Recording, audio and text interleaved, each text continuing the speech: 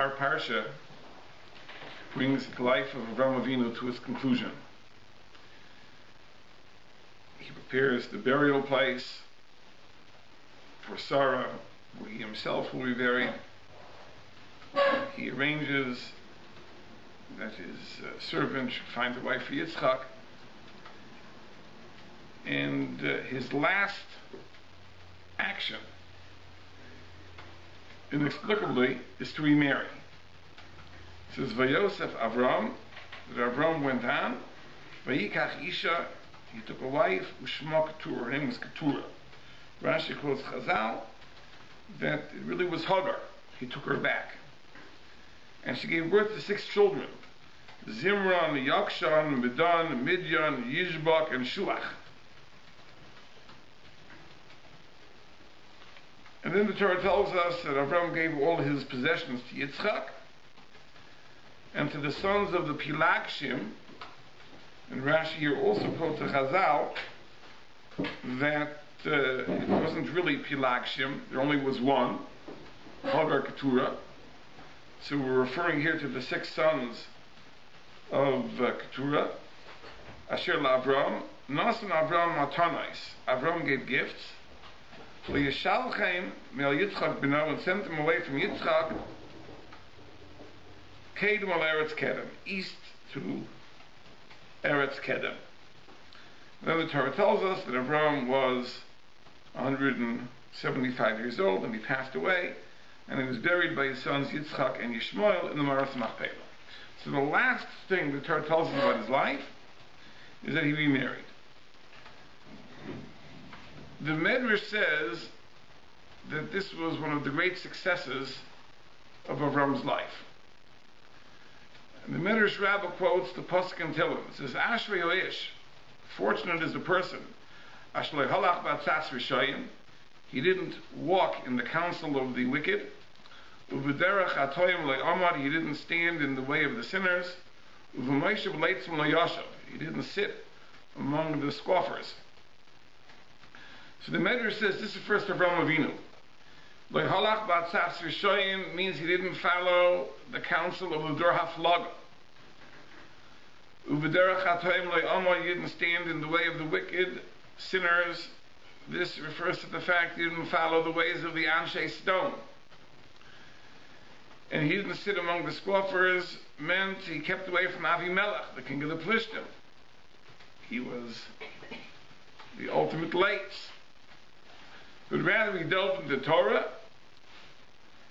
and he is compared like a tree planted by a stream. Which gives forth its fruit in the proper time. Its leaves don't wilt. And everything it does is successful. So the Medrash says that the tree that gives forth fruit in its proper time, that's a reference to the birth of Yitzchak. And even the leaves don't wilt, that's a reference to Yishmael. And everything he does is successful, that's a reference to the Bnei Keturah. So it seems that the Medrash is telling us that fathering these 6 children was one of the great successes of his life. And at first glance, this is hard to understand, because the same Medrash Rabbah talks about the names of these children. The first is called Zimran. Why was it called Zimran? Chaya mizamer l'Avodah Zarah. He used to sing to Avodah Zarah. And the next one was called Yakshan. Yakshan means to bang. He used to bang on a drum for Avodah Zarah. The rest of the names, the Medrash doesn't bother to interpret, but undoubtedly they follow the same pattern. So these are the great successes of Avraham Avinu. They gave birth to children who were Avodah Zarah. It's hard to understand. Secondly, it's hard to understand what his motivation was. By this point, he was 140 years old at least. What was his motivation to remarry? The Abarbanel says a chidush. He says that the reason Avram married to have more children was to fulfill the divine promise. HaKadosh Baruch Hu made a promise to him when he made the covenant of Bris Milah that you would become Av Hamon Goyim, you'd become the father of many nations. And at this point, Avraham had not yet fathered many nations. So he married again in order to bring about the fulfillment of this promise. This is what the Barbanel says. I'd like to point out, number one, this is a tremendous chidush in the pshat, in the promise of Avram's being Av Hamon Goyim. The simple interpretation is as the Rambam says. The Rambam writes that Avram is called the father of many nations because he is the spiritual father of all those who come to convert to Judaism. So whatever nation the convert comes from, Avram is his spiritual father. The Rambam cites this in Hilchos Bikurim as the basis for a halacha, that if a ger brings Bikurim, he can recite the words Asher Nishba Laveseinu Losas Lanu, that Hashem swore to give Eretz Yisrael to our fathers. In what sense can the ger speak of the Avos as being his fathers? Yes, because Avram is Av Hamon Goyim. He is the father of all those who convert to Judaism. So that's the simple interpretation. But the Barbanel seems to be understanding differently, that Av Hamon Goyim means that he is the biological father, not the spiritual father of the converts. He is the biological father of many nations. So what are the nations that come from Avram? Ishmael comes from Avram. Ultimately, Esav comes from Avram. And now, through Keturah, he fathers another set of nations. One of them is Midian. Midian features prominently later in the Torah. So these are the nations which Avram fathers. So first of all, it's hard to understand again. So what is the meaning, according to the Barbanel, of the divine promise? Hashem promises Avram that he's going to be the father of many nations. What nations? Ishmael and Esav and Midian. Hardly seems to be Yiddish and Achas. And what is the idea of these nations, a divine promise that Avram would father these nations? And more deeply we can ask, if you go back to Parshas Lech Lecha, in the context of that promise, this promise was made when HaKadosh Baruch Hu changed his name from Avram to Avraham. Hashem told him, from now on your name is Avraham, because Avraham means Av Hamon Goyim. But it's clear from the context of the parsha that this promise is related to Bris Milah. That's HaKadosh Baruch Hu makes the covenant of Bris Milah with Avram, and accordingly his name is changed and he becomes Av Hamon Goyim. So it's hard to imagine that. How does Bris Milah somehow make a contribution to Avram's being the father of these nations of seeming Rishoyim? Something seems to be missing here.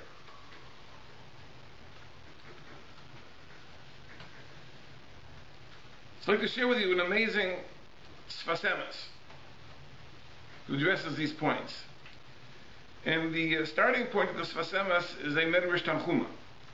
The Medrash Tanchuma, also in this week's parasha, also referring to Avram's last marriage, brings a pasuk in Tehillim, which says, "Va'ani tamid ayachel," I will hope forever. "V'haisafti al kol tehilasecha," and I will add to your praises.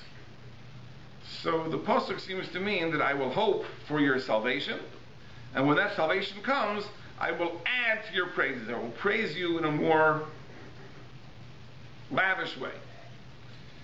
So the Medrash Tanchuma relates this pasuk to the words of our parsha, which say, "Vayosef Avram." Avram added a wife. So that alludes to this phrase, "Vaisafti al kol tehilasecha." I will add to all your praises. So what is the point of the Medrash? That Vayosef Avram, Avram added a wife, and that corresponds to the pasuk, "Vaisafti al kol tehilasecha." So Sfas Emes is a very, very interesting thing. Because we know that whenever we have something which is kadosh, whenever we have something which is holy, there is teisefes. We always add. For example, Shabbos, there's a halakha of teis b'Shabbos. We add a few minutes at the beginning of Shabbos, a few minutes at the end of Shabbos. Meisif mechol ala kodesh. You always add to something which is kadosh at the beginning and at the end. Shemitah comes, there's a halakha of teisefes Shemitah. The Israel, like this karka, working the land, starts a little bit before Shemitah and continues a little bit after Shemitah. So this is the idea of Meisif Mechol L'Kodesh. So the Sfasema says that Yitzchak, of course, is Kedusha itself. This is the main child of Avram. Ki b'Yitzchak yikara locha Zara. Yishmael is the Taisefes before, and the Bnei Keturah are the Taisefes after. Just like Shabbos, you add before and after. So Avram added to Yitzchak. There was a Taisefes Kedusha. There was something extra before. That was Yishmael. And something extra after. Now again, at first glance, it's hard to see. Where is the Kedusha over here? So Sfasemis explains that in the offspring of Avram, as far astray as they go, there are nitzotzos of Kedusha. There are sparks of holiness. They may be embedded very, very deeply. They may be covered with layers of impurity. But in the offspring of Avram, there are nitzotzos of Kedusha. These are within Yishmael, and these are within the Bnei Keturah. And these nitzotzos of Kedusha are drawn to return to their source. There's a very famous Gemara in Pesachim. The Gemara in Pesachim says, Lo galu Yisrael ben umas ha'olam, that Klal Yisrael only went into Galus k'dei she'yitosfu aleim geiru, only to be able to recruit converts. If Klal Yisrael wouldn't have gone into Galus, how would they have brought back the converts from America and from Africa and from Asia and from Europe? So Klal Yisrael had to go into Galus to bring these Geirim back.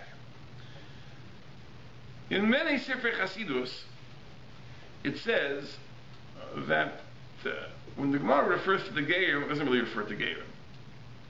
It refers to these sparks of holiness that are scattered throughout the world. Klal Yisrael had to go to each place to retrieve these nitzotzos of Kedusha. But the Sfasema seems to understand that really the two are one and the same.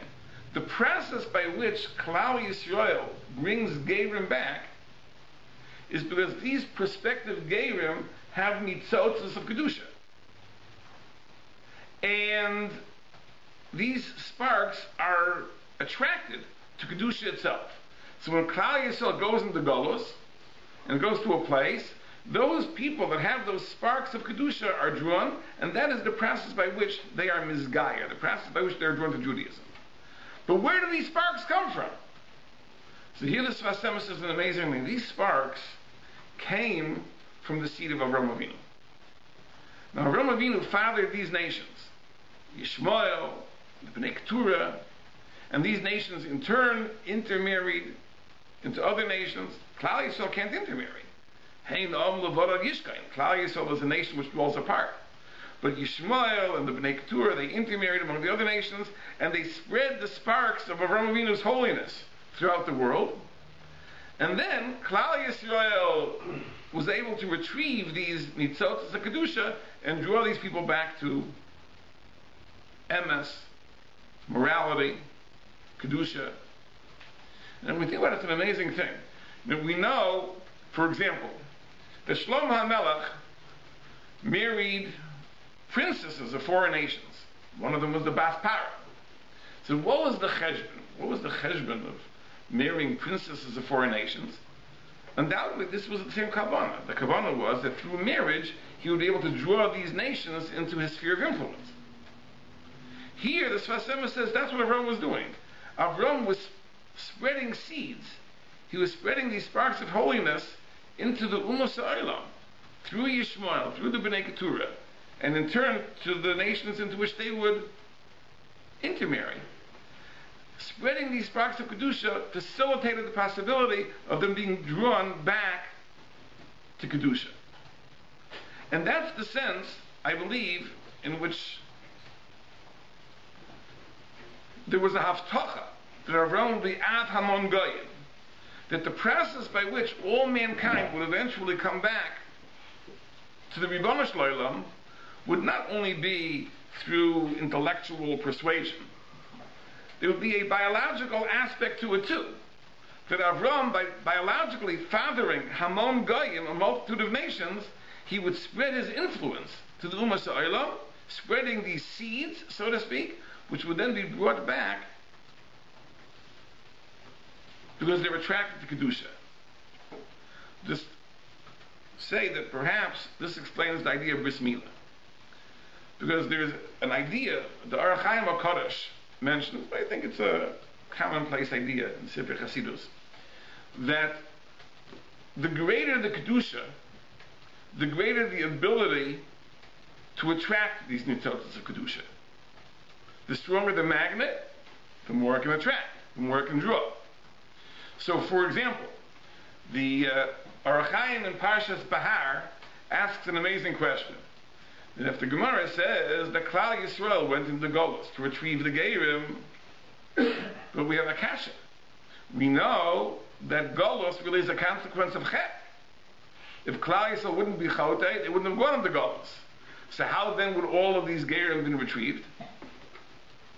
If the tachlis of Golus is to bring all these Geirim from the far-flung places back, so what would happen if Klal Yisrael wouldn't have been Chotei? And they wouldn't have gone into Golus. How would the Geirim have come? So the Arachayim says a push to the Teretz. If Klal Yisrael would not have been Chotei, they would be on such a lofty madrega of Kedusha that they could bring in the Geirim without going into Golus. They would be so magnetic.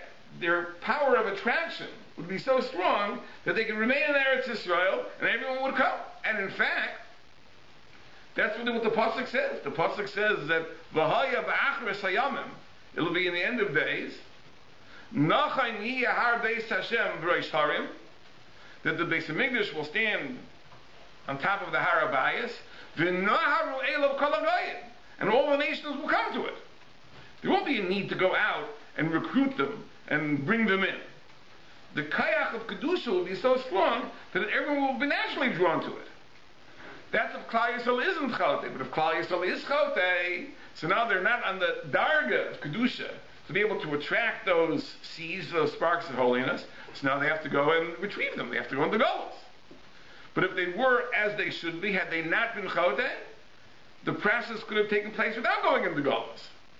And really that's now the deeper connection. When HaKadosh Baruch Hu tells Avram Avinu, I'm going to make a bris with you, Bris Milah. And now you'll function as an Avamon Goyim, we understand exactly. That it's only through the Kayach of Bris Milah elevated Avram Avinu to a level, and his descendants to a level, where they could bring all these Geirim back. So now we understand, number one, the motivation of Avram Avinu. We understand that this really is a tremendous success, not a success in the short run. In the short run, you have Zimran and Yakshan, who are the orchestra for the Avodah Zarah. But in the long run, it's a tremendous, tremendous success. Mamash kol asher yasa yatzliach. And we understand exactly why Avraham Avinu did this. And we even understand why this is the last thing the Torah tells us about his life. Because really, this is laying the groundwork for the ultimate fulfillment of his mission. This isn't a short-term consideration. Now, this is really a long-term consideration. This is the laying down of the foundation for the process by which the world will come to its ultimate tikkun through the agency of Avraham Avinu, and therefore that's really the last thing that he does, and when he accomplishes this, he's completed his mission in life, and he passes on and is buried. So this is a simple mahalach in the parsha. I would just like to add a little shtickle, a little piece, and reveal another aspect of Avraham Avinu's kavana in mirroring Keturah and fathering the Bnei Keturah. The Arizal writes in the Sefer HaLikutim that really, if Avram had not fathered these children, they would have been born to Yitzchak. Now, there was an inevitability that these 6 children would have been his descendants. Had they not been born to Avram, they would have been born to Yitzchak. But for a reason, which the Arizal says is Al Pi Kabbalah, and he explains it, there was a reason why Avraham Avinu wanted that he should father these children rather than Yitzchak. That's what the Rizal says. Very, very cryptic thing. The side that he explains is beyond my grasp. I can't understand exactly what he's getting at, but this is what he says. He says that really these children were born anyway, but Avraham calculated better they should be born to him than they should be born to Yitzchak. So I just want to perhaps explain al derech hapshat, a very, very simple, non-mystical interpretation, why there was a very great advantage to these children being born to Avram as opposed to being born to Yitzchak. And this could be also part of the Hatzlach, part of the V'chol HaShayasi Hatzliach, part of the great success. That Avram accomplished a great thing by bringing about the fulfillment of the Av Mon Goyim this way rather than that way. Because really, in terms of the divine promise, it would have made no difference. Because Avram is the Av Mon Goyim, whether these are his children or whether they're his grandchildren. It doesn't really make much of a difference either way. But there was a special consideration why Avram wanted them to be his own children. It's like this. There's a pasuk in Parshas Devarim. When the Bnei Yisrael were going through the Midbar, and they came to the land of Edom.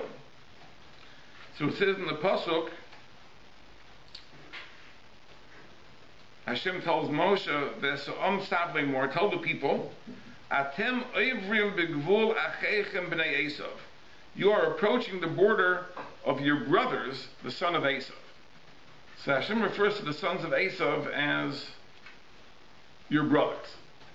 So the Ramban comments over there that we don't find Yishmael is ever called our brother. We don't find that the Bnei Keturah are called our brother. And yet here the Torah makes a point, Acheichem b'nei Esav, your brother is the son of Esav. So how do you account for that difference? Why is Esav our brother more than Yishmael, let's say, or the Bnei Keturah? So the Ramban says, because we know that when HaKadosh Baruch Hu told Avram that he would have a child, Yitzchak, and Avram said, Lu Yishmael yechia lefanecha. It's enough that Yishmael should live. You don't have to promise me another child. So HaKadosh Baruch Hu told him, no. Says, of course, Yishmael will be a great nation. But ki b'Yitzchak yikar lechazara. Yitzchak is going to be your child, your heir. So HaKadosh Baruch Hu declared explicitly that Avram's child is Yitzchak. The others are disenfranchised. They're cut off. So that's why, says Ramban, Yishmael is not called our brother. That's why the Bnei Keturah aren't called our brothers. It's a Gzeres HaKasuv. Ki b'Yitzchak yikar lechazara. Only Yitzchak is called the seed of Avram. The others aren't called the seed of Avram. But Esav is called a brother. And the Ramban seems to be saying, because Ki b'Yitzchak yikar lechazara, Yitzchak is the seed of Avram. But Yitzchak had two children, Yaakov and Esav. There's no difference between the two, they're brothers. So the Achrayim asked the Kasha on the Ramban. That the Gemara in the Darchei Lamed Aleph says the following: if a person makes a neder, makes a vow, not to have any benefit from the Zera Avram, from the seed of Avram, so the Mishnah says, Mutter ba'evdei kechavim, he's allowed to have pleasure from Gentiles. So the Gemara asks the Kasha, how can you say that he can have pleasure from any Gentile? V'ho'ika Yishmael. What about the Bnei Yishmael? Why aren't they called Zera Avram? So the Gemara says, no. Because it says in the Pasuk, Ki b'Yitzchak yikar lechazar. So Yishmael is excluded. It says more, v'ho'ika Esav. There's Esav. So the Gemara says, no. Ki b'Yitzchak v'lo kol Yitzchak. It doesn't say that all of Yitzchak's children will be considered Avram's heirs. B'Yitzchak v'lo kol Yitzchak. Within Yitzchak, not all of Yitzchak. That means that even within Yitzchak's offspring, some are called Zera Avram, and some aren't. Yaakov is, and Esav is not. So you see from the Gemara that the same pasuk, Ki b'Yitzchak yikar lechazara, which excludes Yishmael, also excludes Esav. So the Ramban is the Pella. How can the Ramban say that Yishmael isn't called a brother because Ki b'Yitzchak yikar lechazara, but Esav is called a brother?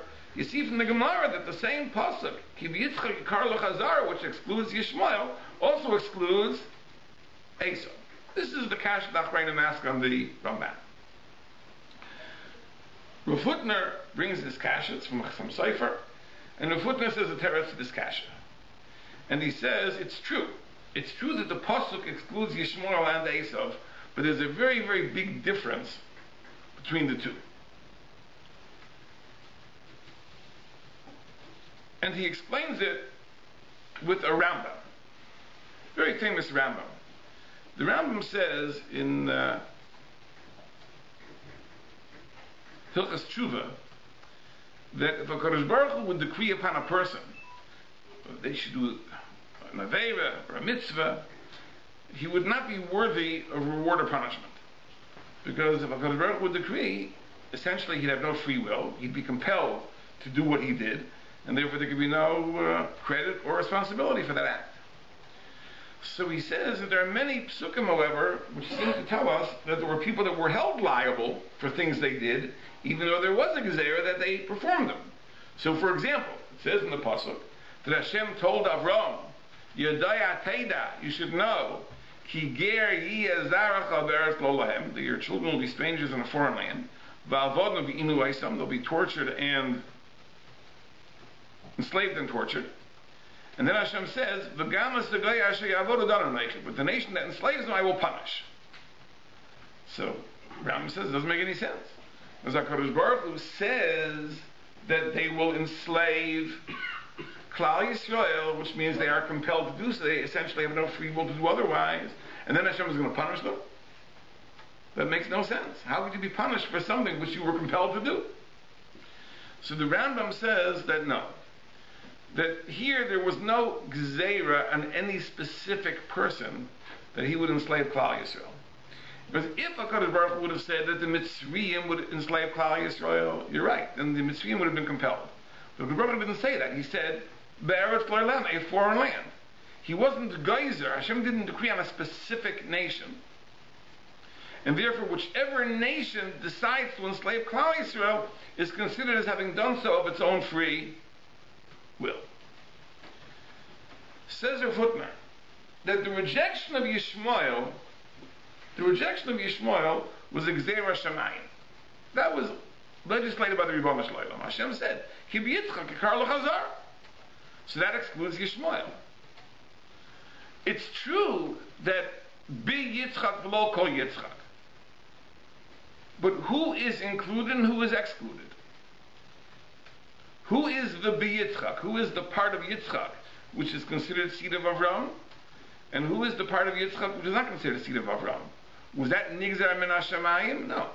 Since the HaKadosh Baruch Hu didn't specify, it's not as if it was explicitly decreed. Who would make that decision? Now it happens to be, we know from the Ramban in Parshas Toldos, that is the significance of the bracha. The bracha was a vehicle for being kaveya who the heir would be. And at least in Yitzchak's mind, there was a thought that the heir should be Esav and not Yaakov. So understands the Ramban. Rivka turned the tables, and it ended up that Yaakov received the blessing, so Yaakov became the heir and not Esav. But that means it was not determined. It wasn't part of the Gezerah Shamayim. Hashem only said, B'Yitzchak v'lo kol Yitzchak, that some of Yitzchak's seed will be included and some won't be included. But who is in and who is out, that's not a Gezerah Shamayim. That's going to be a function of choices that people make.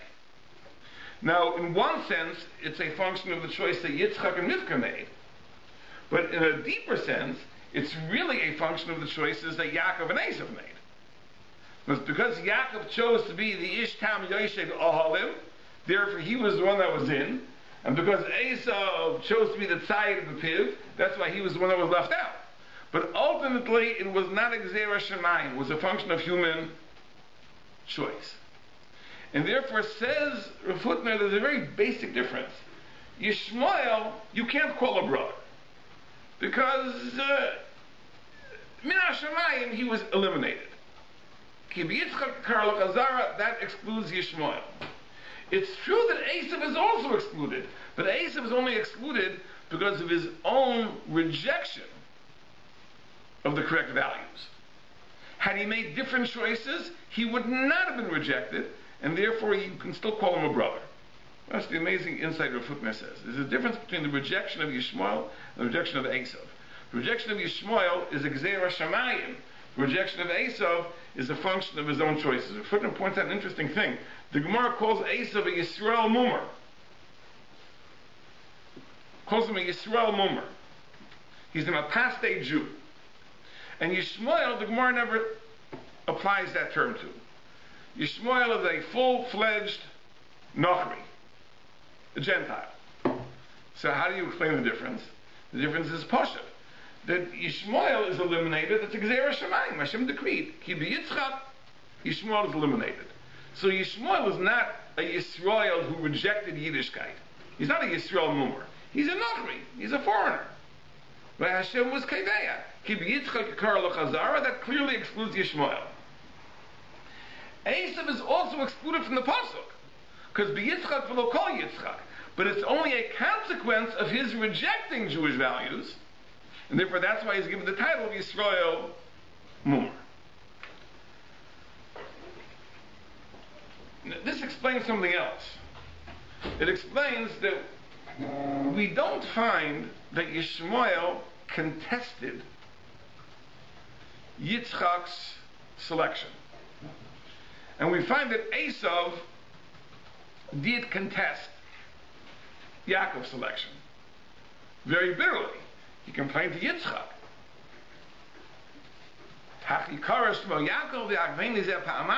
He cheated me twice. He stole my birthright, and now he took the brachas. And we know that there was a genuine fear that Esav would kill him. He had to run away. Yishmael, we don't find he was sent away as well. He never contested the selection of Yitzchak. How do you account for the difference? It's Pasha. Because Yishmael understood, it's Min HaShamayim. I probably wasn't happy about it, but this was a decision that was made by the Ribono Shel Olam, so you can't fight City Hall. You can't fight the Ribono Shel Olam. If the Ribono Shel Olam said, Give Yitzchak Kar L'Chazara, the Yitzchak is going to be the heir of Avraham and not Yishmael, that's the way it has to be. Yishmael hates Yitzchak, but he can't argue to reverse the decision. Esav, on the other hand, since ultimately his rejection is a consequence of choices he made, that's human nature. We always want to turn the clock back on the decisions we made, on the choices we made. Right? And therefore, that's why Esav contests the selection of Yaakov.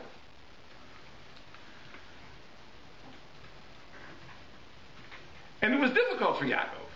And this created tremendous difficulties for Yaakov. Yaakov had to use tremendous chachma in the first place to get those brachas. And then he had to run away, and that forced him to contend with Lavan. And then when he came back, he had to deal with Esav again. Right? Those were difficulties that Yitzchak never had to deal with Yishmael. Fakir, in our parsha, Rashi brings Chazal, that Yishmael did tshuva, and what is the symbol? Like, where in the pasuk do you see he did tshuva? Because it says that who buried Avraham? It says Yitzchak first, and then Yishmael. That Yishmael let Yitzchak go in front. And that's the sign that Yishmael did tshuva, meaning he accepted the gzeira, accepted the decree. That Yitzchak is the true heir, and he's in second place.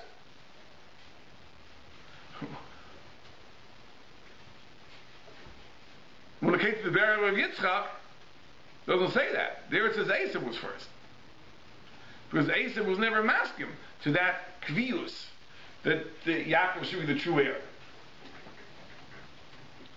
So this made great difficulties in the life of Yaakov Avinu later. So let's think for a minute, what would have happened if the Bnei Keturah would have been born to Yitzchak? So here, the pasuk says, Yitzchak v'lo kol Yitzchak. Some are in, some are out. But who's in and who's out? That wasn't a Gezerah Shemayim. That was a function of decisions that were made by human beings. That could be contested. Imagine if Yitzchak Avinu had given birth to the Bnei Keturah in addition to Esav. So Yaakov wouldn't only have to contend with Esav, he'd have to contend with 6 other candidates. Imagine what that would have been. Who knows whether they would have been successful? Right? Imagine if all 7 would have made a coalition against Yaakov. The odds would have been very, very high for failure. So Avram had a tremendous cheshbon. Avram's cheshbon was, better I should give birth to the Bnei Keturah, and then the Bnei Keturah will be eliminated, the Gezerah Shamayim, just like Yishmael was eliminated, Ki b'Yitzchak yikar l'chazara, and will be spared all the difficulty.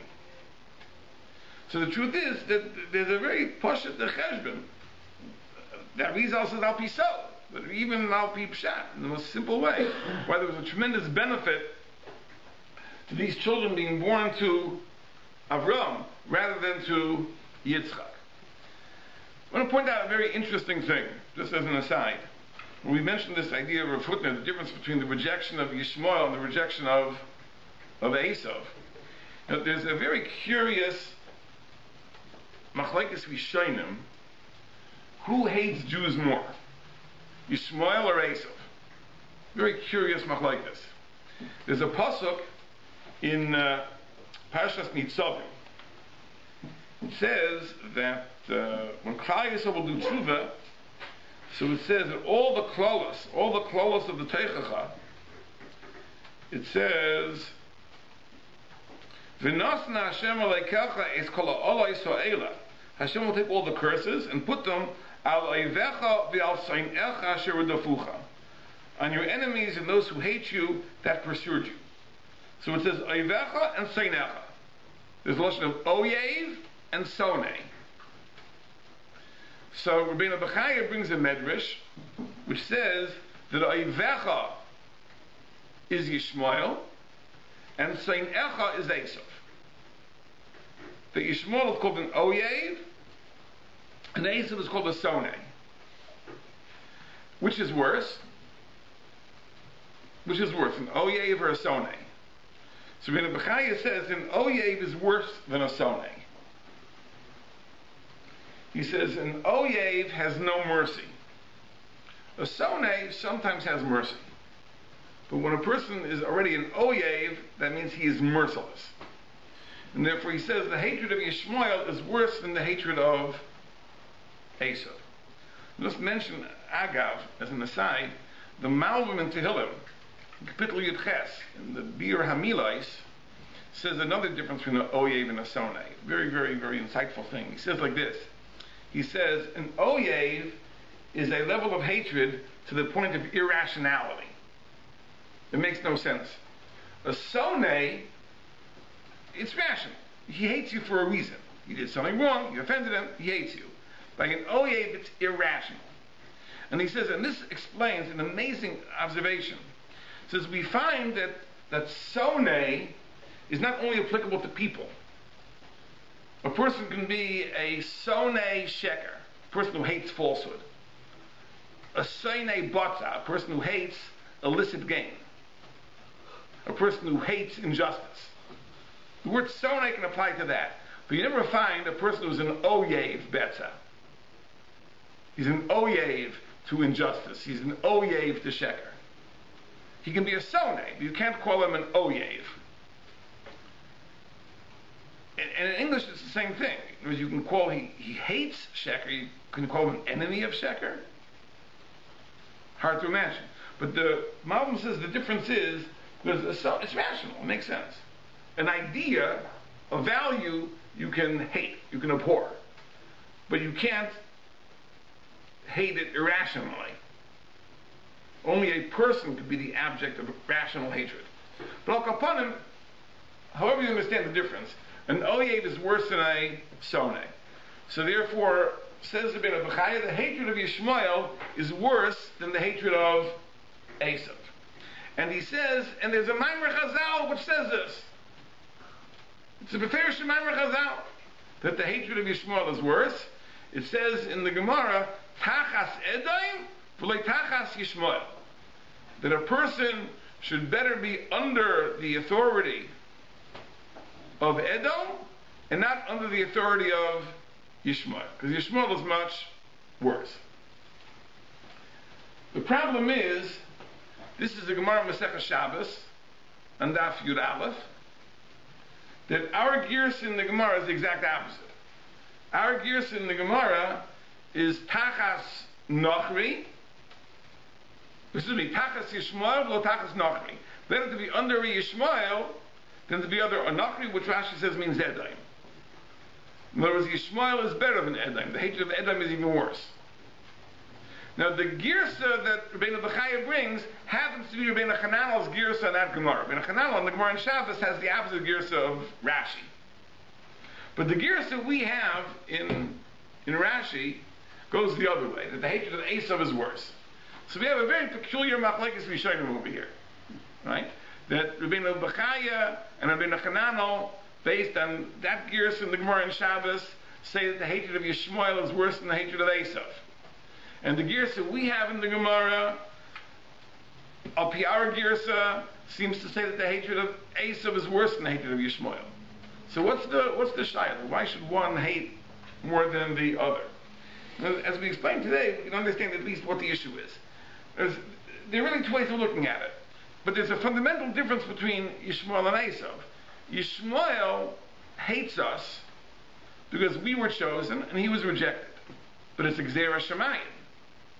Because Esav hates us because we were chosen and he was rejected, but ultimately it really is a consequence of his own bad decisions. Now, who should have a greater hatred? So that's Stagim Lakan or Lakan. You can look at it both ways. One way of looking at it, and undoubtedly this is the way that Bechaya looks at it, is that, listen, if you made your own bed, you have to sleep in it. In other words, Esav can't really hold this as a grievance against us because he made bad decisions. Had he chosen differently, he wouldn't have been rejected. Says Yishmael, under the best of circumstances, there was nothing he could have done. It was Gzeira Shamayim, Kib Yitzchak Kar L'Chazar. So Rabbeinu Hananel, Rabbeinu Bechaya saying that therefore it makes perfect sense to say that the hatred of Yishmael is much worse than the hatred of Esav. There's another way to look at it. Because we know that something you could have had,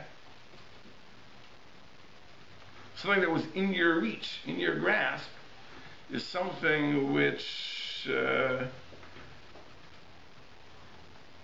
you can be much more indignant over losing out than something which Bechalal was out of the question.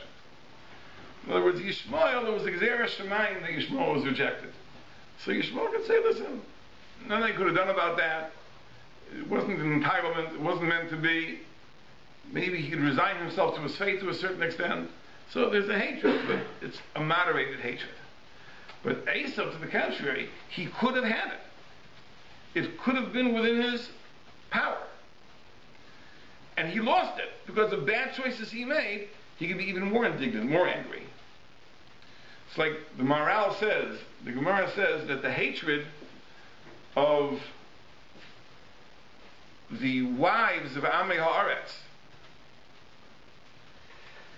for the wives of Talmidei Chachamim is greater than the hatred of Amei Haaretz for Talmidei Chachamim. In other words, the wives hate each other, right? But they hate each other more. The wife of the Am Haaretz hates the wife of the Talmid Chacham more than the Am Haaretz hates the Talmid Chacham. So the Maral says, why is that? He says, because this hatred is a function of jealousy. What are you jealous of? You're jealous of something you could have had. So let's say a person was not Maretz. So what does he think? I could have been a Talmid Chacham. Maybe yes, maybe no. But if he thinks about it for a while, he probably understands that the likelihood or the possibility of his being a Talmid Chacham, that was past long ago. He says, but what did the wife of the Am Haaretz have to do? All she had to do was marry somebody else.